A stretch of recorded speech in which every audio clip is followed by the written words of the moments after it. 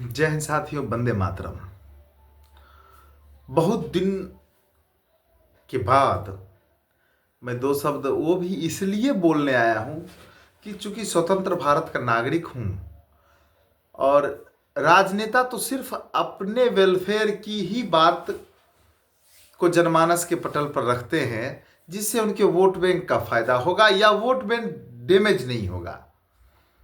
अपने damage control के लिए ही वो कुछ बोलेंगे। अदरवाइज जो मैं देख रहा हूं, कल से सदन की गतिविधि को लेकर के लोग चौक चौराहे और सड़क तक आंदोलन कर रहे हैं, ये ना टोटली गलत है। ये आदरणीय केंद्रीय मंत्री श्रीमान अमित शाह ने ऐसा कौन सा गलत बोला है?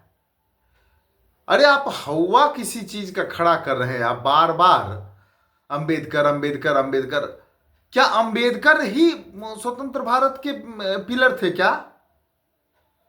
अरे अंबेडकर जी, मैं किसी नेता, और वो भी जो बेचारे चले गए इहलोक से परलोक में, मैं उनके ऊपर तो उंगली तो मैं किसी के ऊपर नहीं उठा सकता, क्योंकि महाराज जैसा तुच्छ प्राणी जिनके पास विवेक और ज्ञान नाम की कोई चीज नहीं है और हम किसी दूसरे पे उंगली उठाएं, ऐसा संभव नहीं है, क्योंकि मैं खुद अज्ञानी हूं। अब मैं बात ये कर रहा हूं कि क्या उस समय के पार्लियामेंट में राजेंद्र बाबू प्रेसिडेंट हुआ करते थे, सरदार पटेल गृह मंत्री थे, श्यामनंदन मिश्र नेता प्रतिपक्ष थे, एक से एक विभूति थे, एक से एक विभूति। हमारे आदरणीय राष्ट्रकवि रामधारी सिंह दिनकर, जिन्होंने अपने कलम से देश को आजादी दिला दी, अपने कलम से देश के युवाओं में ऊर्जा का संचार किया। इसलिए मैं आता हूं इस बात पर, साथियों, देश से कोई चीज छुपा हुआ नहीं है। यह अलग बात है कि हम बोल नहीं पाते हैं, बंदिशें हैं, डर है कि सत्ता के लोग कुछ न कर दें या कोई और असामाजिक लोग न कुछ खड़े हो जाए अपने सामने। तो कहना यह है कि उस जमाने में जब देश आजाद नहीं हुआ था, रोटी के लाले पड़े थे, उस समय हमारे आदरणीय श्रीमान भीमराव अंबेडकर, जिनका लालन पालन एक ब्राह्मण परिवार में हुआ,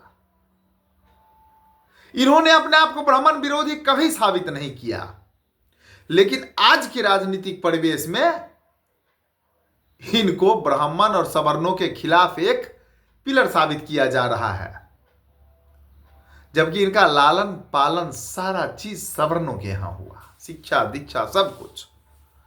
और उस जमाने में आदरणीय भीमराव अंबेडकर जी अंग्रेज के शाही भोज खाने के लिए स्पेशल चार्टर से जाते थे, और जिनका सूट बूट कोट टाई नहीं खुला कभी, वो गरीबों के मसीहा हो गए। तो माननीय अमित शाह जी ने कौन सा गलत बोला कि बार बार आप अंबेडकर अंबेडकर अंबेडकर कर रहे हैं? इतना भगवान का नाम ले लेते तो शायद मोक्ष मिल जाता, शायद आप सत्ता में आ जाते। कोई गलत तो बोला नहीं उन्होंने। देखिए, मैं किसी दल का फेवर नहीं करता, आप ये जान लीजिए। मैं निर्दलीय व्यक्ति हूं, सच को सच और झूठ को झूठ कहता हूं। मैं अमित शाह जी के इस वक्तव्य की पूरी पूरी प्रशंसा करता हूं कि उन्होंने सच और मर्दानगी वाली बात उन्होंने किया है सदन में।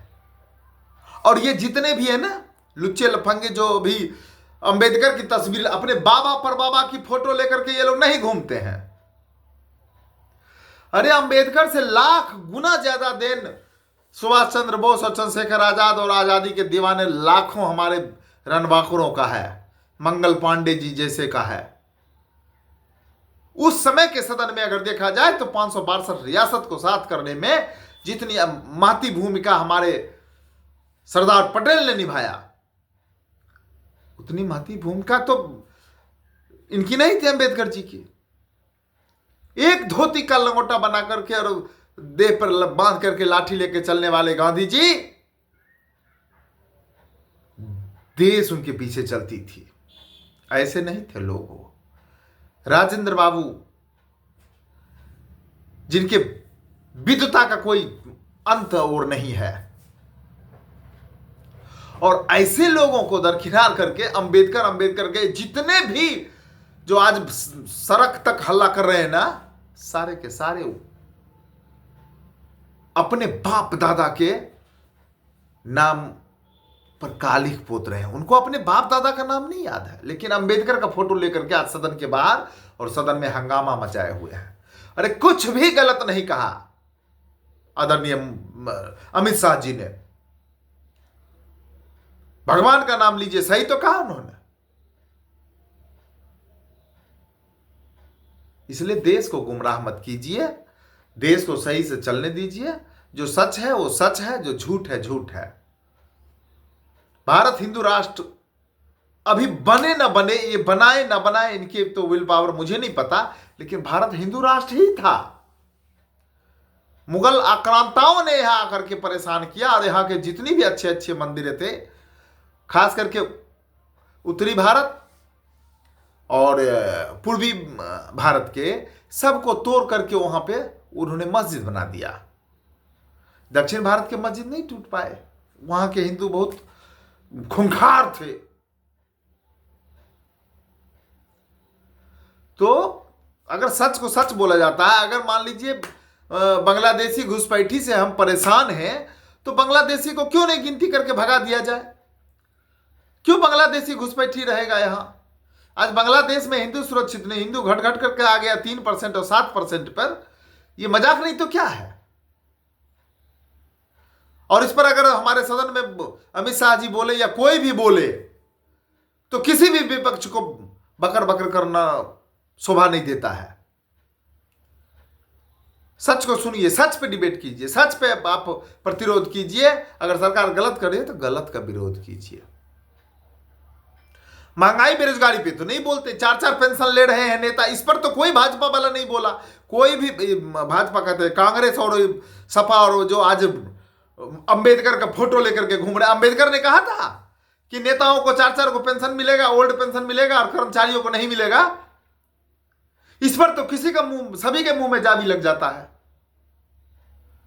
अरे क्यों गुमराह करने में देश को लगे हो यार? ये देश आप राजनेताओं, घटिया राजनेताओं से नहीं चल रहा है।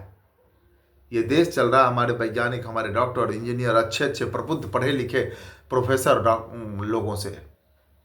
समझ गए ना? सदन में बैठ के मजाक मत बनाइए पूर्वजों का, जो बेचारे देश के लिए कुछ करके गए। अंबेडकर गरीबों का मसीहा हो गया, जिसका कभी सूट बूट कोट टाई नहीं खुला, जो हवाई जहाज से अंग्रेज के शाही भोज में जाते थे उस जमाने में चार्टर से, वो हो गए गरीब का मसीहा। अरे सोचने की शक्ति छीन हो गई है आजकल लोगों की। जो सच्चे देशभक्त थे, सरदार पटेल और गांधी जी और राजेंद्र बाबू और दिनकर जी जैसे तरीके के सैकड़ों लोग थे, उनको छोड़ देते हैं। अंबेडकर सही कहा अमित शाह जी ने। मैं अमित शाह को सैल्यूट करता हूं कि आपने सच को सच कहा, और देश की जनता को आगाह करना चाहता हूं कि आप भी सच का साथ दीजिए। ये जो नौटंकी हो रहा है ना सदन में, कि सारे विपक्षी खेमा जो है सदन से लेकर सड़क तक आकर के देश को मजाक बना रहे हैं, ये शोभनीय नहीं है, कतई शोभनीय नहीं है। आप तह में जाकर के देखिए, आज बांग्लादेश का हाल देखिए, आज आप पाकिस्तान में हिंदुओं का हाल देखिए। तो क्यों नहीं भाई, भारत अपना क्यों नहीं डिफेंड लेगा? इसलिए जो पूजनीय है, जो आदरणीय है, सबको सम्मान है, सब बराबर है। लेकिन इसका मतलब ये नहीं कि ये देश सिर्फ अंबेडकर से ही चलता। अंबेडकर का कहीं उतना योगदान नहीं है जितना योगदान हमारे बापू का, जितना योगदान हमारे राजेंद्र बाबू का, दिनकर जी का, श्यामनंदन मिश्र का, या और भी श्यामा प्रसाद मुखर्जी जैसे बहुत, और उससे पहले शहीद तो जितने हो गए, उनका तो वंदनीय है, आदरणीय है। उनको सत सत नमन। जय हिंद, जय भारत, वंदे मातरम।